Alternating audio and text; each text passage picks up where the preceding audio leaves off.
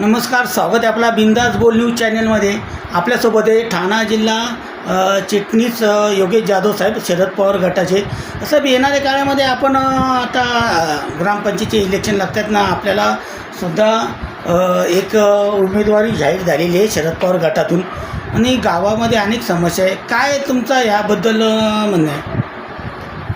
नमस्कार मित्रांनो, मी योगेश हरिश्चंद्र जाधव, शरदचंद्र पवार पक्षाचे ठाणे जिल्हा ग्रामीण चिटणीस या पदावर मी कार्यरत आहे आणि मागील 25 वर्षापासून मी सामाजिक क्षेत्रातही कार्यरत आहे. मित्रांनो, आताच साळुंखे साहेबांनी जो माझा परिचय करून दिला आणि सांगितलं की ग्रामपंचायत निवडणूक येत आहे आणि सरपंच पदासाठी मी निवडणूक लढवत आहे. कारण म्हणजे मी पक्षाकडे माझ्या उमेदवारी मागितलेली आहे आणि मला खात्री आहे की ती मला मिळेल. आणि दादांनी आता प्रश्न केले काय समस्या आहे, तर समस्याचा जर विचार केला तर पाडाच वाचावा लागेल. मग काही समस्या मी अधोरेखित करण्याचा प्रयत्न करतो. प्रथम तर सर्वात ज्वलंत प्रश्न आहे तो पाण्याचा प्रश्न आहे. गेली अनेक वर्षापासून तर आपण बघितलं असेल की 3 ते 4 दिवसानंतर पाणी येतो. कधी कधी काही प्रॉब्लेम झाला, समजा लाईटीचा काय विषय झाला किंवा अजून काय समस्या निर्माण झाली तर 5-5, 6-7 दिवस पाणी येत नाही. ही प्रचंड मोठी अशी आपली समस्या आहे.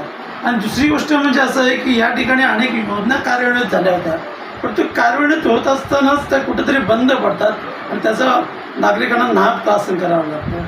दुसरी गोष्ट म्हणजे मला असं दिसून येतं ग्रामपंचायतमध्ये भ्रष्टाचार बघायला आहे काय काय.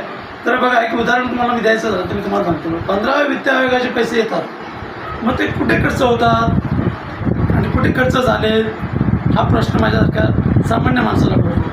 प्रश्न असा आहे की रोजगार हमीचे योजनेचे पैसे येतात, त्यात किती लोकांना रोजगार मिळतो आहे त्याचीही उकल झाली पाहिजे. त्यांना पैशाचे वाटप कसे केले जाते, बँकेच्या माध्यमातून केलं जातं की कशा पद्धतीने केलं जातं.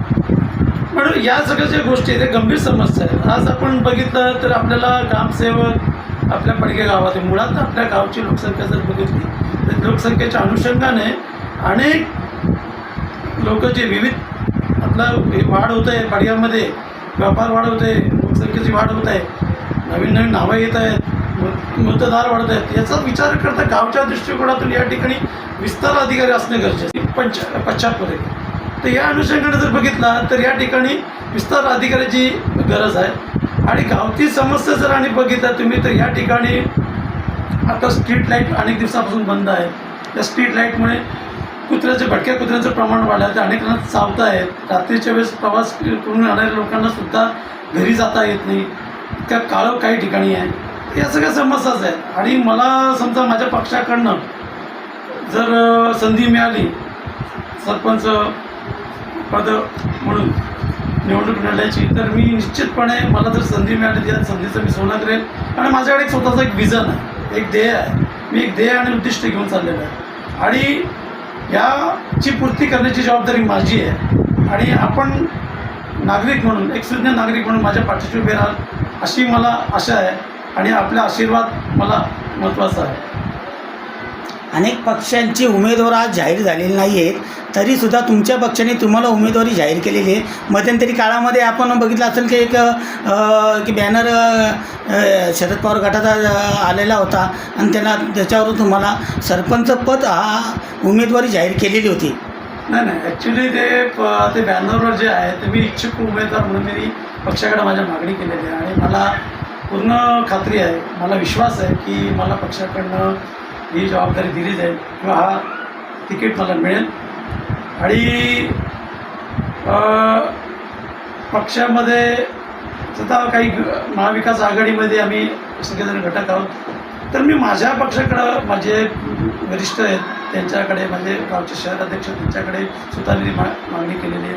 आणि मी निश्चितपणे त्याच्यावर विश्वास ठेवतो की मला ती उमेदवारी मिळेल.